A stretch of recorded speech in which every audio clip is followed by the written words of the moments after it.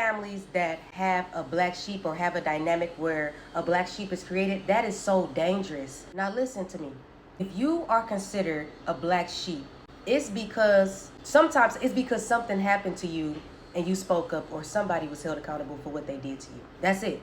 It's nothing just spiritual and we just picked out. No, this is what happens. And because of that, they outcast you because they were held accountable, because you were the reason somebody got in trouble or had to face some consequences. Or maybe they never found out what a person did to you. Maybe you are the black sheep because they wanted to keep you isolated, so you never told nobody. And if you ever got to anybody to tell them, they have already smeared you as the trouble one. If you're quiet, something wrong with you, you slow, you crazy. Or if you talk too much, they make you look like you crazy again.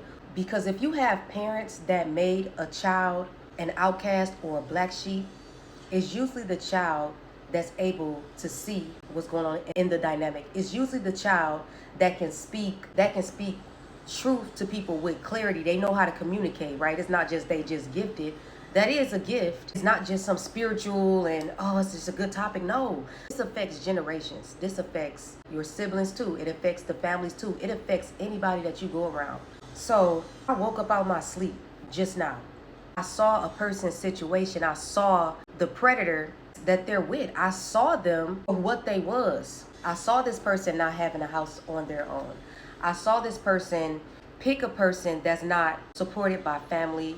I saw this person pick a person that's away from their family, even though that family isn't tight-knit with that person. I saw this person being a predator towards a person with children. But the thing is, I'm the black sheep. So if I was to tell them what's going on and how not to trust that person is a predator because of this, and that, my name has already been so smeared to that person since we've been children that they would not listen to me. I can't save them. I could tell them how to move in that because I've escaped an abusive relationship as a teenager.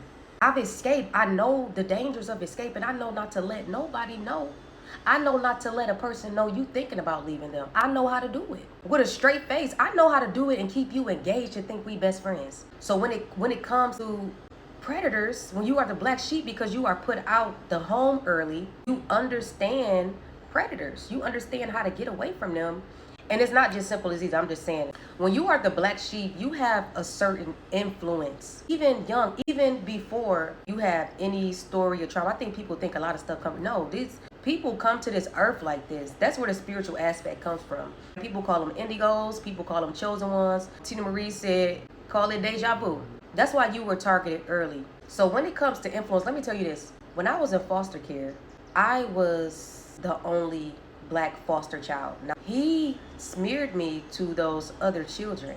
Listen to the story, please. He turned out to be a predator.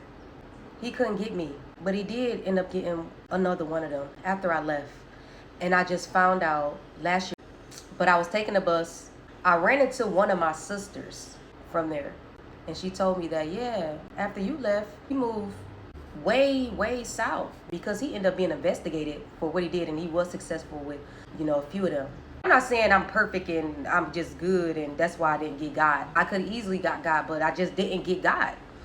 Thank God, and it broke me down to learn that who he harmed. But with that being said, he was trying to turn him against me early because he knew I saw him. I ended up getting into a fight with one of them. I think he smeared me also too because he was planning to do what he was going to do. That's what I really think, and I think that's why he was pitting everybody kind of against each other. I've always been so influential. Even when I was in like other people's homes, they'll be like, don't talk to them, don't listen to them. Why? But they can just feel it. It's on you. It's in you. It's a light to you. So there is a spiritual purpose. But I just want to say back to that, it's so dangerous because look how many people we could impact that's around us. And it breaks my heart sometimes because I can affect and impact so many people's lives. But the people around me, I can't move them spiritually because they've been so triangulated by the people that abuse me. My name has been smeared by the people that have abused me to them, and they pick them all. I don't know, they pick them all the time. That's why it's so dangerous, because they know that you the one that could get people to free themselves or to inspire them to free themselves. I get copycats by people who don't even know me. They want to be like me. How many of y'all have been, oh, you remind me of some great thinker or whatever since a child? Like I talked in my other video, like somebody gave me a book on Oprah when I was a child. And I'm not saying this to brag. I just want to say that is dangerous.